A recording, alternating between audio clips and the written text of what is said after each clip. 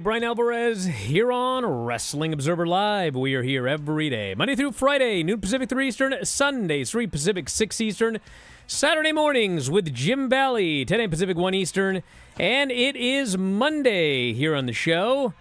You know, that means we got a lot to talk about here today.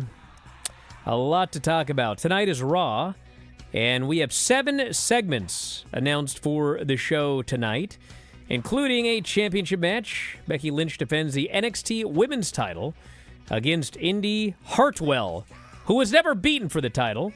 That's coming up tonight. We have also got all of the latest from the weekend. There were a lot of shows this weekend, and actually shows I totally forgot about till it was time to watch them. We had Collision. We had the Battle of the Belts, 8, I believe. We had SmackDown. And we have notes on all of those shows. Filthy Tom Lawler is also going to be up in an hour, 2 hours actually, 2 Pacific, 5 Eastern. And he watched some of the stuff from the Bound for Glory pay-per-view, including the Will Ospreay match and the Mystico-Rocky Romero match, which we're going to be talking about Wednesday with Rocky Romero. That'll be very fun.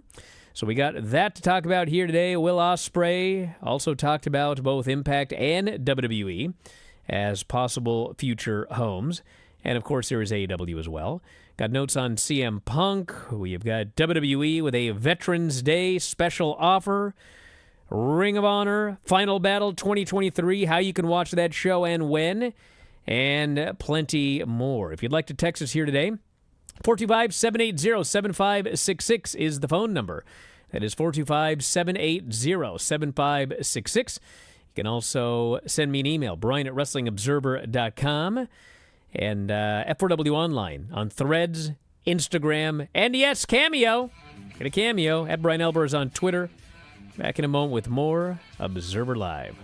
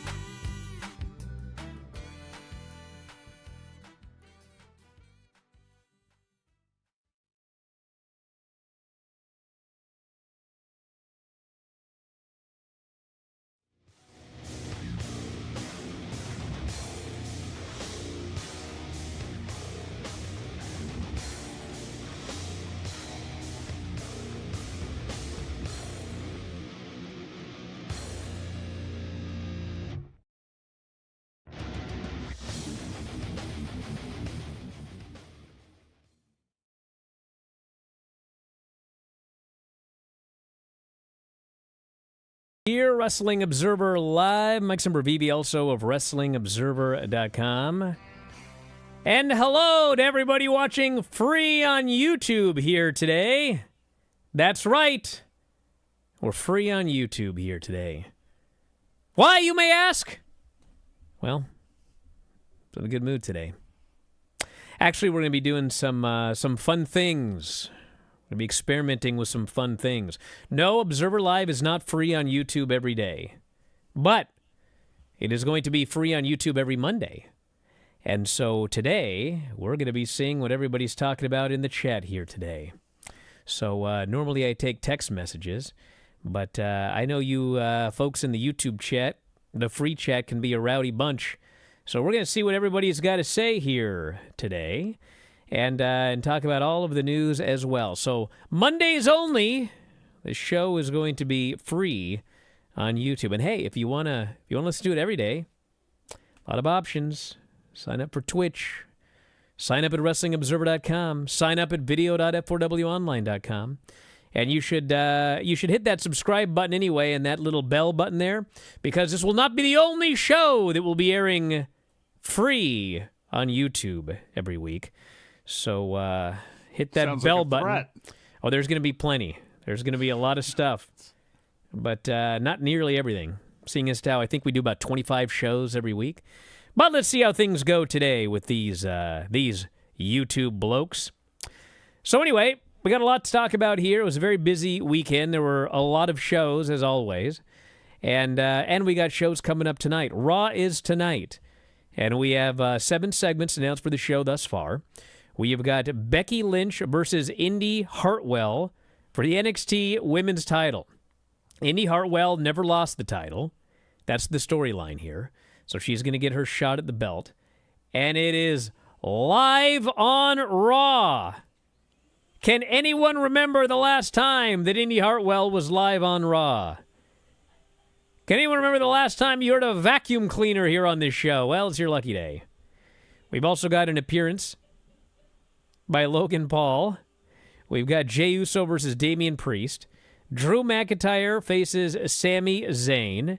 The New Day will face the Alpha Academy. Giovanni Vinci versus Johnny Gargano. And Giovanni Vinci is told that Johnny Gargano has to leave on a stretcher, or he's in big trouble. And the Judgment Day, they will have a celebration to kick off the show. So a lot going on Raw tonight, and we'll see how it goes. They've been doing pretty well, these young viewers of late. And we'll see if they follow up here for this one. Thanks, Mike. Are you over there? You alive? I'm you here. awake? Yeah. Nothing to add for Raw tonight? No, not really, no. Tongue-tied because we're free on YouTube. Is that it? Yeah, that's absolutely it. You know, what am I supposed to add here? Is there going to be a battle over Logan Paul appearing on both Hey, that's a great brands? question. I got another one for you then. Will Adam Pearce get some sort of measure of revenge on Nick Aldis for what went down on SmackDown? You know, that looks like that's going to be a thing now as we lead into Survivor Series. Well, in theory, they're not supposed to be on each other's shows, but perhaps Nick Aldis will show up and he will be arrested. Because as happened on SmackDown, you know, there was a kerfuffle between these two blokes, and Adam Pearce got escorted out by police on SmackDown, and he said, and I quote, "Let the games begin," and everybody in the crowd popped when he said games. So I do think that we are leading to probably a War Games match. And whether that will be the Judgment Day versus the Bloodline, or the Bloodline versus Cody's merry band of miscreants, I don't know. But I think we've got a War Games match coming here pretty soon. What about Triple H's merry band of miscreants? Some of his favorite people in the whole wide world, Johnny Gargano, Tommaso Ciampa, you know, Indy Hartwell. Where has Dexter Lumis been? Will he be rotated back into the mix? We've seen Candace back on TV now, standing right there next to Indy. Will we see Dexter Lumis back on Raw? I expect we're going to see him back on Raw soon. Dexter Lumis against Bronson Reed. What do you think? That sounds horrible.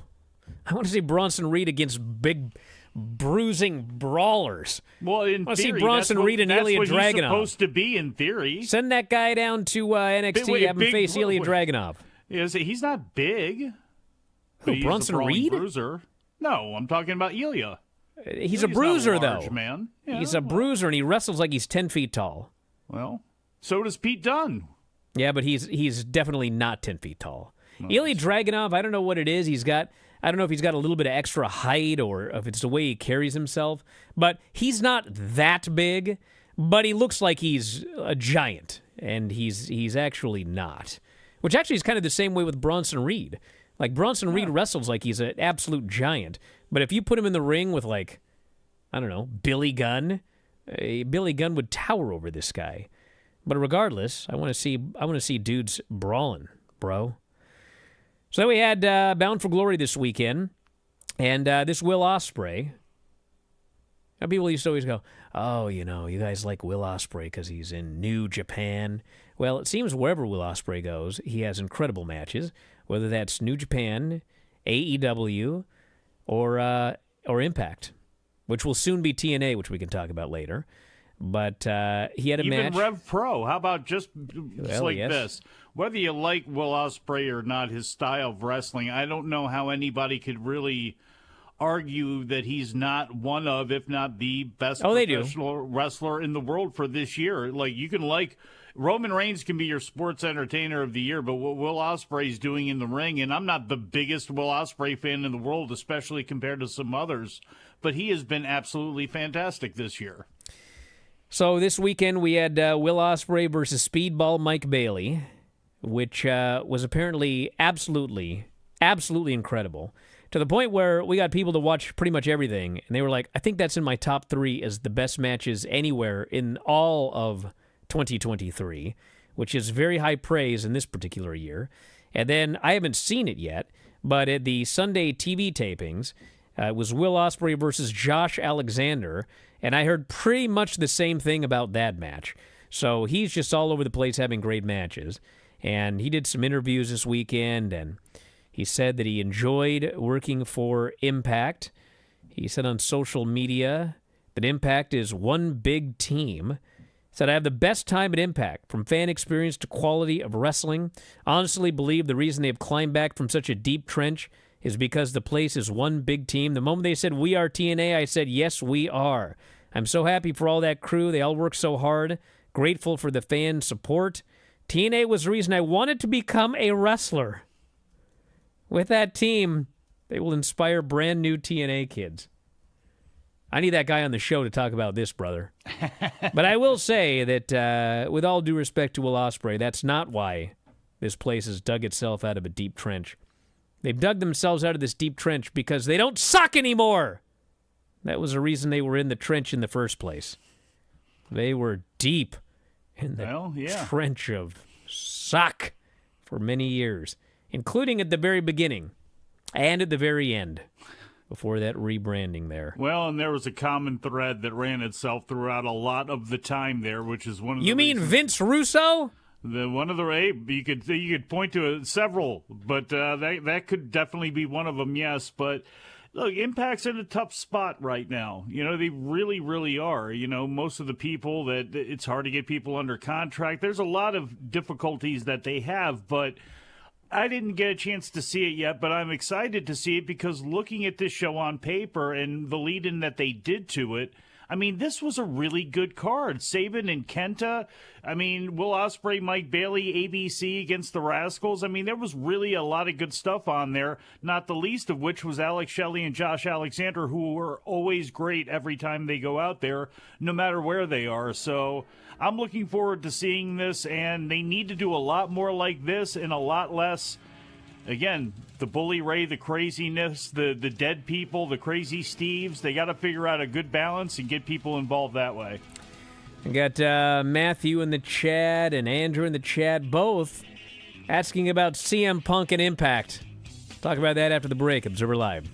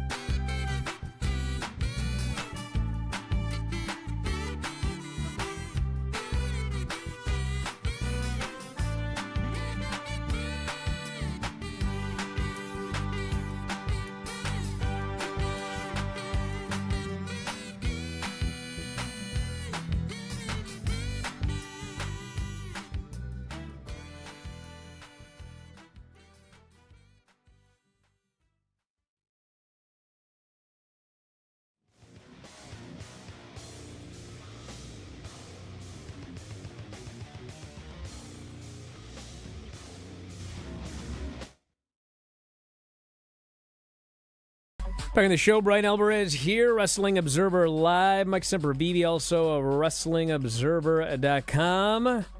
Lots to talk about here today. Monday, Observer Live. Now free on YouTube every Monday.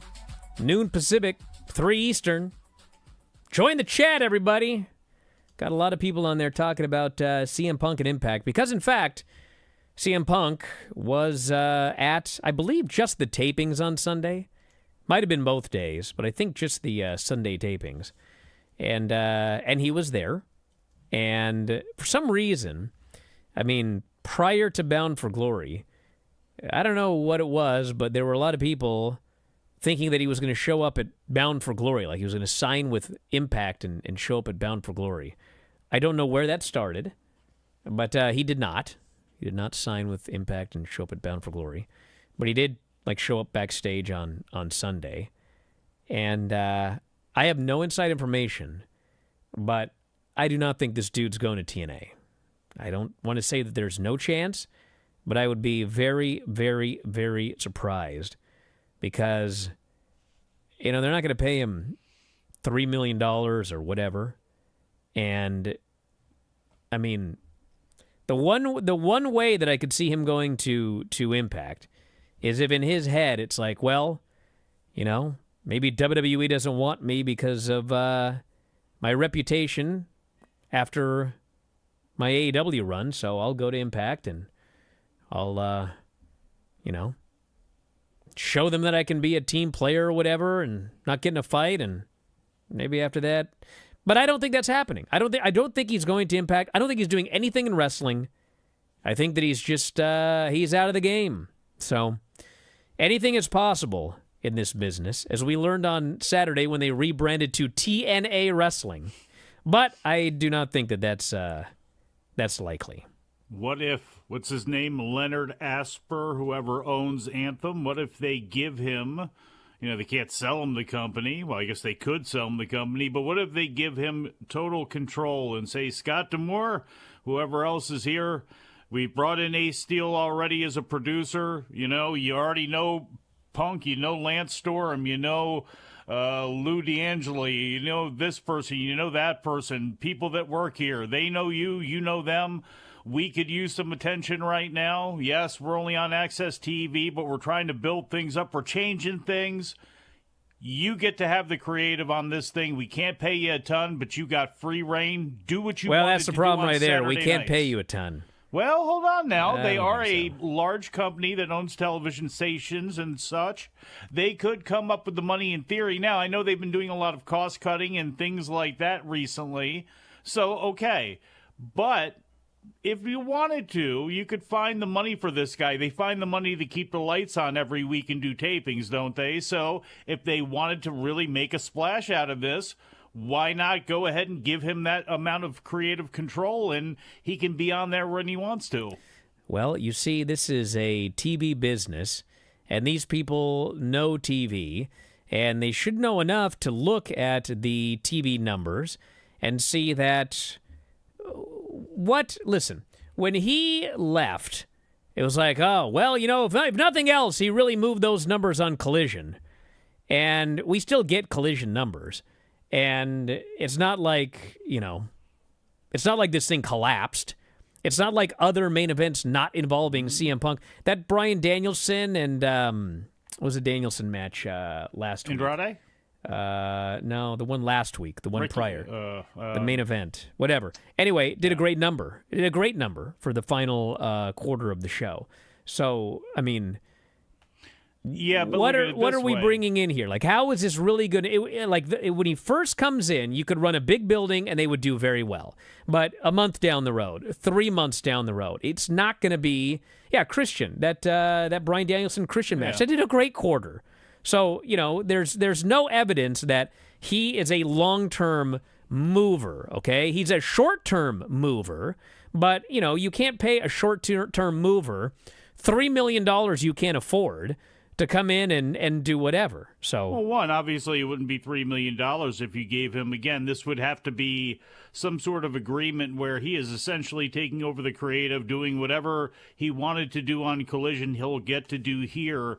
And he doesn't make as much money, but the difference is percentage-wise and body-wise and attention-wise, he would be a large mover, you would have to think, at least initially, and maybe for a little longer than initially, if he were to go over to Impact and do that. I mean, their ratings, let's just be honest, are relatively minuscule now. They would get the amount of attention that they would get may be beneficial to them. And if they're doing wholesale changes and they're trying to make this thing more than what it is, look, they're obviously doing rebranding back to TNA for whatever reason. I don't know if that ties in with the streaming channel, which is the TNA Classics channel and all that stuff that they have. I have no idea what they're doing.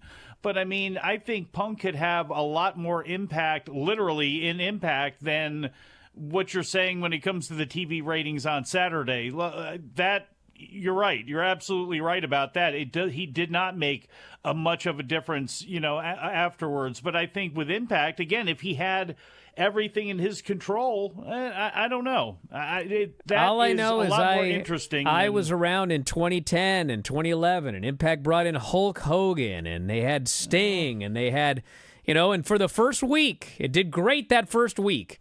And then it was just all back to normal again. Yeah, but you know what? They brought in Kurt Angle, and they had something with Samoa Joe that for like 3 pay-per-views did do really well. 2 pay-per-views.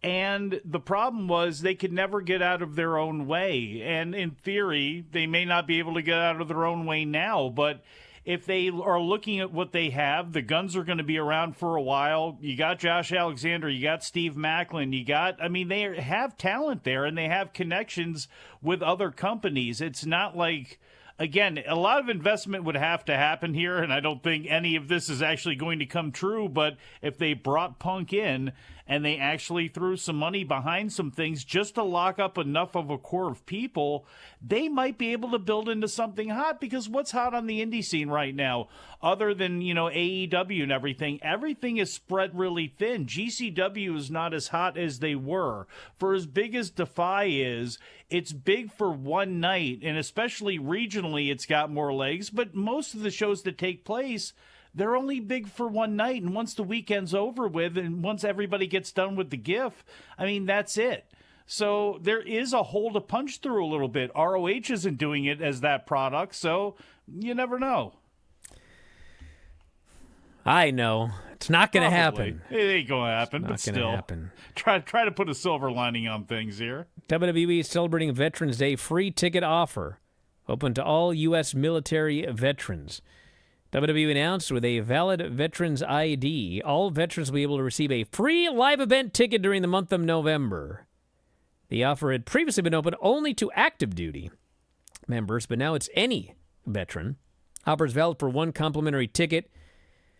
WWE wrote, "We are proud to support our nation's military service members and veterans, and have always offered active duty servicemen the opportunity to see a show as our guest. Celebration of Veterans Day this November, WWE extending the complimentary ticket opportunity to all veterans with a valid veteran ID."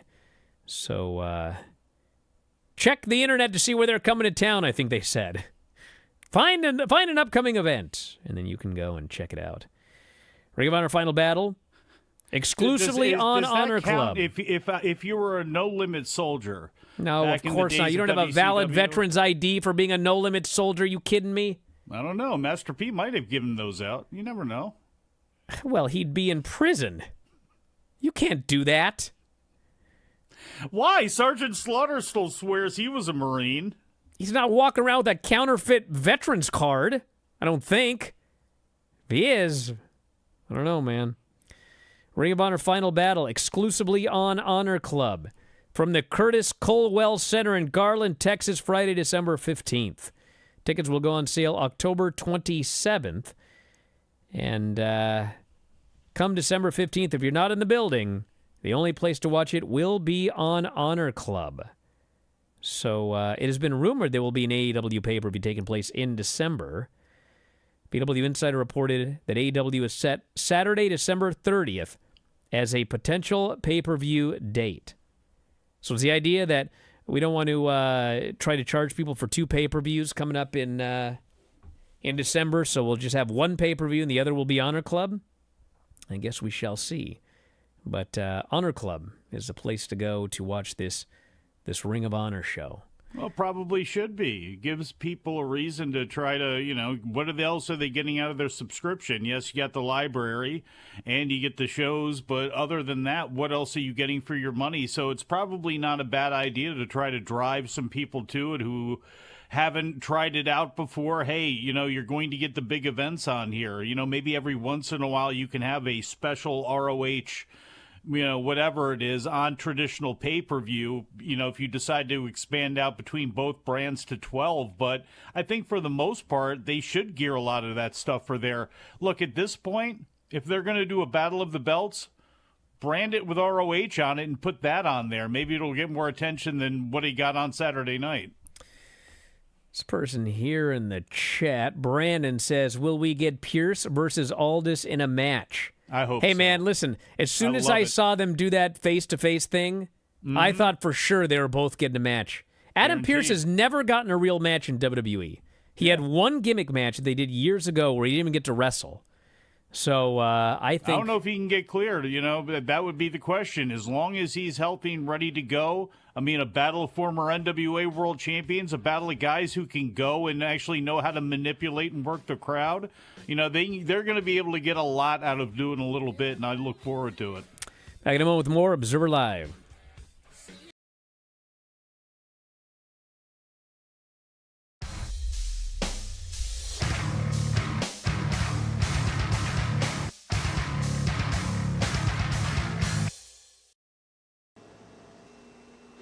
We've almost reached the pinnacle of the tour, but this is one of the most important things. This is the computer. This is the workstation where I do the majority of the actual physical part of putting Figure 4 together. I do the writing here, the editing here, of course the phone calls, even the microphone here when we used to do Wrestling Observer Live, which has since died. And in fact, I better put the screensaver on here so this doesn't get burned in the screen. But putting the newsletter together, people understand, it's a lot of hard work and dedication, like 2 to 3 hours per week sometimes I have to spend on it. And, hold on a second. Figure 4, who's this? Carl Thorillo? Yeah. Yeah, hey, listen, can I call you back? I'm doing something here right now. My fridge? Yes, running. Hello? Anyway, this is, like I said, computer, got the TV here, this is pretty much the place. This is going to be a quick tour of the trophy room. This is actually my trophy case. It's made of mahogany, very expensive, but what is worth far more than the case itself is what is inside, and that is the medals from the various sports and the accomplishments that I've achieved during my lifetime. This first drawer here is my gymnastics medals. Here, I got state and such. These are my Taekwondo medals. These down here, amateur wrestling medals. And down here are the 26 medals that I won in the 5-kilometer walk down to the Bothell Landing over the course of the past 5 years. And, I realize that I'm a 4-sport superstar right here, and some people, it might bother them that they haven't had such achievements in their life, but I think that the whole point is that you can achieve anything. If you can make a great pie, you can win the pie eating contest at the Puyallup Fair, and I don't know, hell, if you can eat a good pie, you might win the pie eating contest as well. So there's achievement in this life for everybody.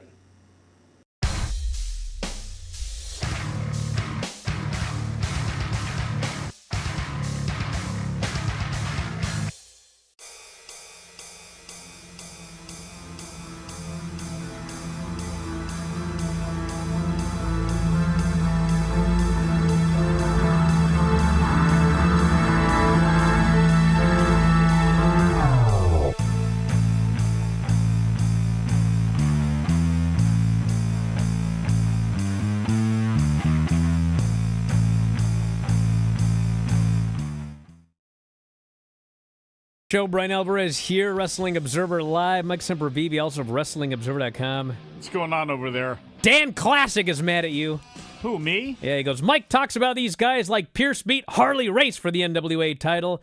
Pierce as champ was working in front of like 50 people. I was at some of those shows. Whoa! Dave Marquez is going to be very upset with this gentleman. Look, we had the Adam Pierce Colt Cabana thing that was going on, which was actually some pretty entertaining stuff. And unfortunately, there were some NWA politics apparently that got involved there, and that whole thing got screwed up there. But that was actually some really good stuff. So I look. I just want to see these blokes get a match on WWE TV. It's Come on. better than the Colorado Kid, okay? You know, it was better than the Mike Rapata reign, okay? Or the Naoya Ogawa reign with the NWA title, okay? Well, let's not get better crazy. Than that? Old Ogawa. He was a shooter, brother. Fred Rubenstein. We had a lot of shows this past weekend. We had the Collision and Battle of the Belts show. Mm-hmm. And then we also had the SmackDown show. Now, listen, I don't want to heap on Battle of the Belts because we did plenty of that yesterday on the Bryan and Vinny show. Heap. But, I got a stat last night, okay? You ready for this? I am. Okay. In the history of Battle of the Belts, 24 champions have defended their belts at Battle of the Belts, okay? That's what, eight episodes? In the history of Battle of the Belts, 24 champions have defended their belts. Champions are 24-0 on Battle of the Belts. The only title changes were people winning vacant belts, okay? No champion in the history of Battle of the Belts has ever been defeated for their belt, okay? I understand why there is a Battle of the Belts. They are paid money to produce Battle of the Belts specials. So, more power to them. That's what this business is about. You got to make money. But, if you want fans to watch Battle of the Belts, well, as we've talked about before, there are a lot of belts in AEW. I believe 18 belts are actively... And there actually might be 20 now because we that Rocky Romero Mystico match. There were 2 more belts on Rampage. So it's like 20 or something right now. The straps for everybody. There's a lot of belts, brother. And we see title matches on every single solitary show. So basically every AEW television program is a Battle of the Belts. There's 2 coming up on Dynamite, So right? if you want me to watch a Battle of the Belts show, well, I think that some belts need to change hands on that show because right now we're 8 in and a champion has never actually lost their belt at Battle of the Belts. That's my recommendation. It's not called Peril of the Belts. It's called Battle of the Belts. People out there trying to defend them. I don't know. You could have spent that time watching the CMLL show from Friday night in its place. That was actually really good. Had the tribute to Blue Panther. You know, I got excited watching that Rocky Romero Mystico authentic experience. I wanted to get the full authentic experience, and I got it on Friday night. Oh, yeah? You should watch that more often. You really should. It's a good show every week. Well, we had great stuff on Collision and Battle of the Belts. There was one great thing on each show. The great thing on Collision was Bryan Danielson and Andrade. Mm-hmm. This match was so awesome. And Tony Khan promoted this as a dream match, which, to be fair, I bet you he has dreamed of this match, and I'll bet you he was going nuts watching this match. But when you build a dream match, it should be more than Bryan Danielson versus Andrade. Now, with that said, I'm dreaming about the match now. This match was great. And Bryan Danielson won with a crucifix pin, beat him clean. And then afterwards, the lights went out, and Malachi Black has returned. I know he has returned because the lights went out 3 times in one show, and Malachi Black interfered in about 3 matches on this particular show, which was probably way too many, in my opinion. Oh, they wanted to drive home the point that the House of Black is here to fight everybody. Well, that's fine. I mean, you have plenty of shows to do that. We're not doing the big Blood and Guts Wednesday. I mean, we have many shows until the pay-per-view. But will they be on Dynamite? They can be. There's no rule they can't be. They can be on the show next Saturday. I mean, there's many opportunities to do this. And then the best thing, actually the best thing on Battle of the Belts was that Andrade promo that I laughed at, where CJ walked in and she said, "You could become the biggest, the best, and maybe the most handsome wrestler in the world." And she left, and Andrade is baffled, and he goes, "What is she talking about?" And he is told, "Well, I think that she wants to manage you." And he says, "Why?" Then he left. There's some sort of this storyline, I don't like it. Indie film that was on HBO 2 at like 3:30 in the morning that somebody got an idea about. Is this going to be a thing where like she chooses people and Miro beats them up and she gets excited about it? Because well, you know, Mike, it's funny. That's how the match started. That is how the match started.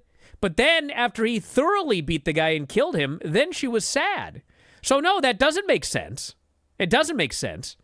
It doesn't make sense that she wants to have people that she manages, because when the person she managed got beat up, she was clapping for the other guy. She's clapping for Miro.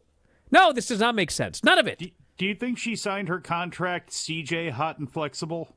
Possible. She's very much like Nick's mother, who has no name. She's just Nick Wayne's mom. And CJ is Hot and Flexible CJ. That's their names. Is it? Fair. What's her real last name? Perry? Perry, yes, CJ Perry. I get confused with her and Barnyashev and Juice when he was in NXT. He was who was he? CJ Parker. Yes, based off of what was it? Ironic. Baywatch there. Yes, he was. It's like was Leah. That's Pamela why Anderson. I kept getting screwed up with Thea Hale, the Leah Lale from that whatever it was show VIP. Remember that? They had to have taken. No, I have name absolutely no idea who you're talking about. That's another Leah one, Lale? early 90s. Yes. Leah Lale, that's what her name was. Don't know who that is. So then we had also SmackDown, which, we got a guy, Leonard, who admittedly does not watch WWE. But Leonard is always bringing up how the fans sit on their hands through WWE shows. And he just, I once challenged him, is there anything you don't like about AEW? I think he came up with one thing. Can't remember what it was. But, brother, this is not the week to tell me about people sitting on their hands, because people were doing nothing but sitting on their hands during Collision and Battle of the Belts. Well, there were about 2,500 of them. There were 14,000 at SmackDown. Bro, this SmackDown crowd, dude, that main event, and everyone's favorite wrestler, Charlotte and Io, in the main event, this building was melting. These people were so hot for the second half of this match. Like, they were going crazy. And sometimes I see a match and people are going crazy, and it's quite clear why. And I'm not saying there was anything wrong with this match, because it was actually a very good match. I won't call it a great match. But, like, they were reacting to it like it was the greatest women's match in, like, WWE history. They were going nuts. And, I talked about this the other day. Like, if you're going to do a screw job, at this point in wrestling, with all of the hours of TV and all of the screw jobs, I got to have more than someone's distracted and they get rolled up for the pin, or somebody takes a ref, guy gets hit, rolled up, or whatever. At least WWE of late, like, they've got some creative ways to screw people, which, give me something. So they do this match, and Bayley tries to get involved, and Charlotte knocks her off the apron, tosses her over the announce table. Dakota takes the ref. Io gets the belt, and then Io hides the belt. It's a Bret Hart Goldberg finish from. Actually, it wasn't even a finish. It was just an angle they did. And Charlotte tries a spear, and she spears herself into the belt. Io tosses the belt out, covers her for the pin. So Io retains the title, and then they're beating down Charlotte afterwards. And who should make the return but Bianca Belair? Huge pop. She destroys these women. She goes for the KOD on Io. Bayley yanks Io out of the ring, and so Bianca grabs Bayley, gives her the KOD, and leaves her for dead. And so Bianca is back, and it was a great main event segment here on the show. And they made sure to tell you next week It's FS1.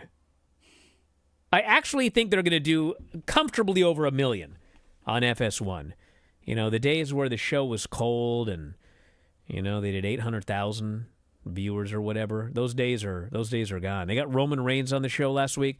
I think we're looking at an easy 1.2 million for SmackDown on FS1. I'll take under 1 million. Under 1 million? Yeah, I mean, what are we going to bet? I don't know. What do you want to bet? We'll figure it out. But I'm going to go. You can take Fridays forever. I'll go with under 1 million. As hot as they are right now, that change does hurt them, and they're being moved, I would assume, for the World Series is what I'm guessing there. We'll see. I think with competition, with the move to FS1, I think everything all total, I'll go with under 1 million.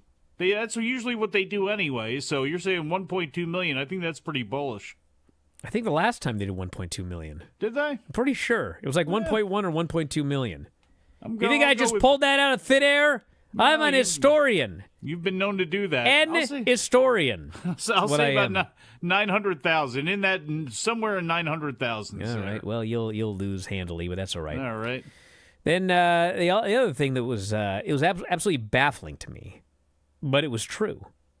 So John Cena comes out, and he's talking about Roman Reigns' streak as champion. And then he says, you know, I discovered last week that I am on a streak of my own. He says, I have gone 2,002 days since I won a televised singles match. And I said, what? There's 365 days in a year, and you have not won a televised singles match in 2,002 days. That cannot possibly be correct. And so as an historian, I went online. He went to Cage Match. And in fact, he has not won a singles match on television since 2018. It's awesome. I have a child who wasn't born yet. So anyway, it's true. Now, granted, you know, he's been on multiple live events and won multiple singles matches. And he's done many multi-person matches and won virtually every single one of them. But that is quite the interesting stat right there. He has not won a singles match on television since 2018. You know, I'm scared to bring this up because I know how you hate these streaks when they were hyping them all up, but Gunther is 500 days. 500 days, and look, you can have a zillion streaks going on that are, you know, these longest title reign this or undefeated that, whatever. It's about the person, and Roman Reigns, bigger than anybody else having that title. Gunther is another great case of the man making the title and the man making the streak because everything has been so good. Now it's just a matter of, will it be Chad Gable, or is that setting up somebody else? Here's the thing. I'll talk about it after the break. Wrestling Observer Live.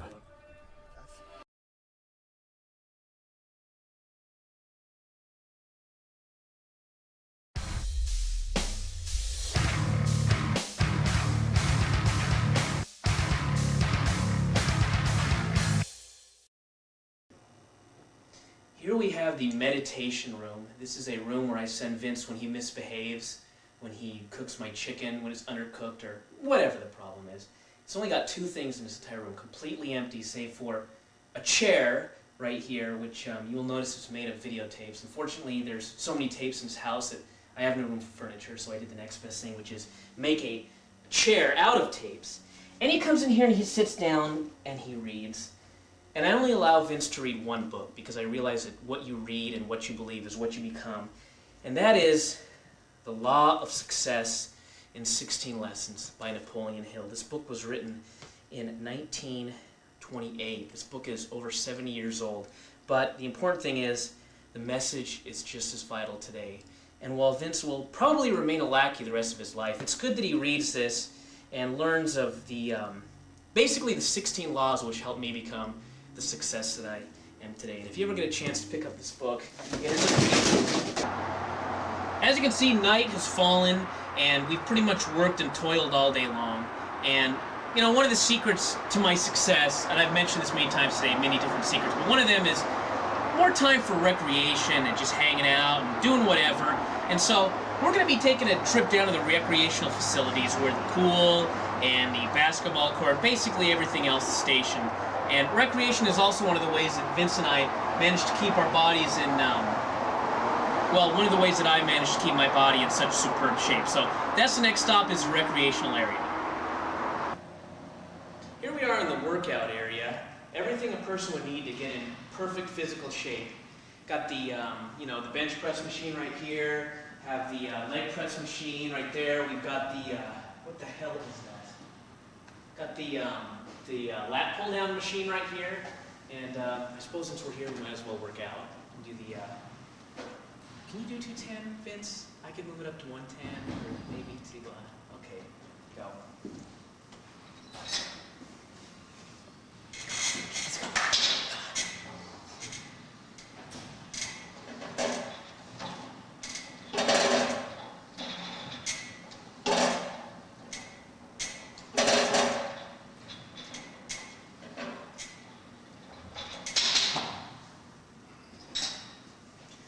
Pretty good. Is it 8? 7. Okay.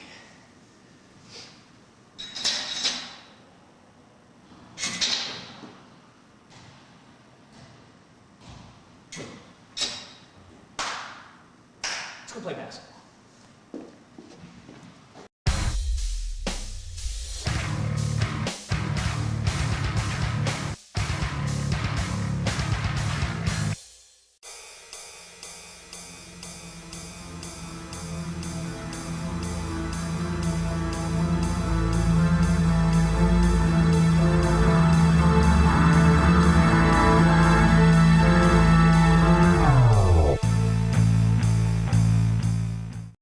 The show, Bryan Alvarez here, Wrestling Observer Live. Mike Sempervive, also of WrestlingObserver.com.